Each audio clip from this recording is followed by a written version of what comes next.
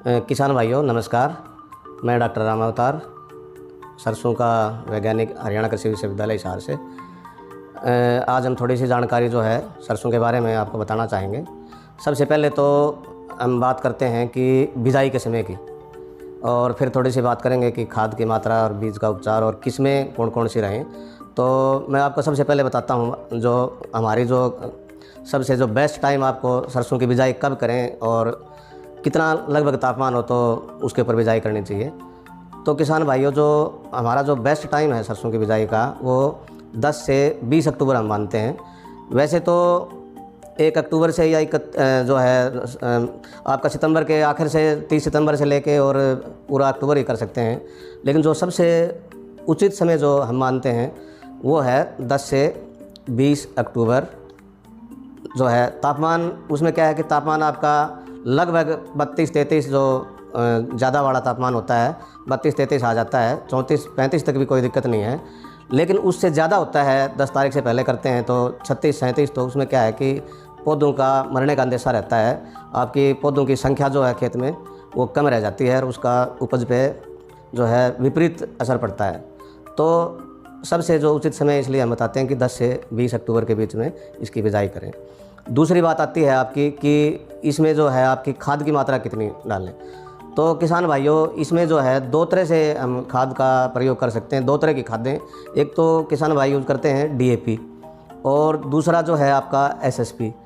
तो अगर आप SSP यूज़ कर रहे हैं, SSP का प्रयोग कर रहे हैं, तो आप उसमें प्रति एकड़ के हिसाब से 1.5 कट्टा जो है आपका SSP और उसके प्लस जमा उसमें जो है आपका 35 किलो यूरिया, ये आपकी जो है उसमें आपकी जो है ना ये मात्रा रहेगी। अगर आप DAP कर रहे हैं तो आधा कट्टा DAP और प्लस में 25 से 30 किलो आप जो है यूरिया उसमें डाल सकते हैं। और अगर DAP ले रहे हैं हम तो उसमें जो है आप जिप्सम का ज़रूर प्रयोग करिए। 1 क्विंटल यानी 2 कट्टे जो है हम उसमें जिप्सम के भी डाल सकते हैं। और सल्फ़र जो है, अगर SSP डाल रहे हैं तो सल्फ़र की ज़रूरत नहीं है, नहीं तो आप 10 किलो जिंक सल्फेट प्रति एकड़ के हिसाब से ज़रूर डालें उसमें। अब आता है अगला जो है कि बीज का उपचार इसकी, क्योंकि इसमें जो बीमारियां आती हैं उसमें आपका तनागलन जो बीमारी है वो सबसे मुख्य बीमारी है और उसके जो नुकसान हैं बहुत ज़्यादा होते हैं। तो उसके लिए आपने बीज का उपचार ज़रूर करना है। बीज के उपचार के लिए कार्बेंडाजिम 2 ग्राम जो है आप उसमें लेंगे, कार्बेंडाजिम जो फफूंदनाशक आता है, और 1 किलो बीज के हिसाब से उसका बीज का उपचार करना है। उसके उपचार के लिए उसको हाथों से ऐसे उसको रगड़ के जो है वो चिपक जाता है आराम से, और उसके बाद बिजाई कर सकते हैं।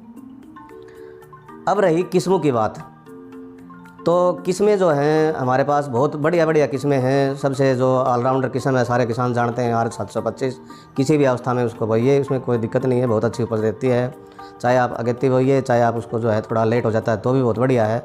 और जो है किसी भी, चाहे उसमें थोड़ी बहुत आपके पास पानी है, कम है, ज़्यादा है, तो हर अवस्था के लिए सबसे बढ़िया किस्म है। उसके बाद भी और बहुत सारी किस्में हैं, जैसे RH 761 है, आपके पास पानी कम है, आपके पास जो है संसाधन कम है तो RH 761।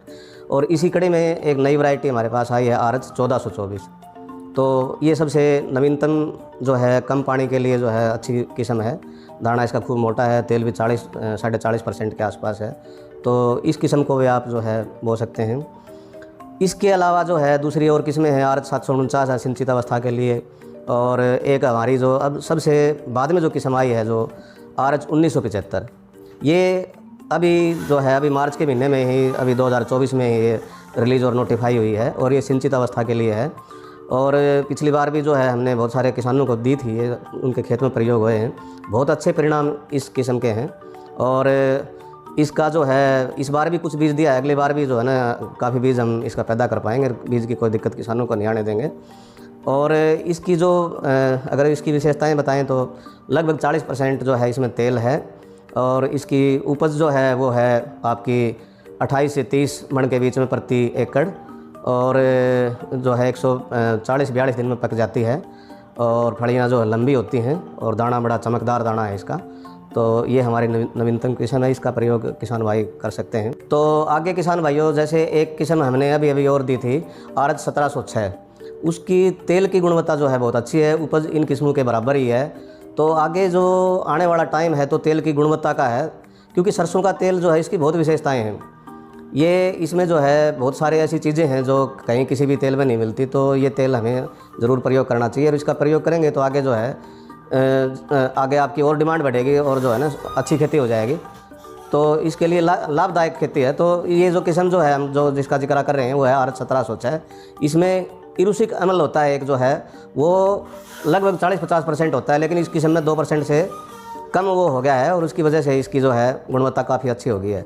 तो यही मुख्य बातें हैं। दोबारा से एक बार फिर रिपीट कर दूं कि एक तो बिजाई का उचित समय पर बिजाई करें, दूसरा जो है खाद की जो मात्रा जो है निर्धारित मात्रा में खाद डालें और बीज का उपचार ज़रूर करें। और आगे जो बीमारियां जो आएंगी तो उसके लिए भी जैसे जिसके लिए हम बीज का उपचार कर रहे हैं तो आगे भी उसमें 2 स्प्रे भी मैं आपको बताना चाहूँगा कि इसी फफूंदनाशक के 0.1% यानी 1 ग्राम दवाई 1 लीटर पानी के हिसाब से जो है 45 और 60 दिन पे 45 से 50 कर सकते हैं, 60-65 पे हो सकता है। 2 स्प्रे इसके ज़रूर करिए और इससे आपकी बीमारी जो है काफ़ी कंट्रोल रहेगी। और जो है अच्छी किस्मों का चुनाव कीजिए, जैसे मैंने बताया परिस्थिति के हिसाब से किस्मों का चुनाव करेंगे तो आपको ज़रूर अच्छी पैदावार मिल पाएगी। मैं डॉक्टर राम अवतार और मैं सरसों वैज्ञानिक, और मेरा फ़ोन नंबर रहेगा 94 674 32 742।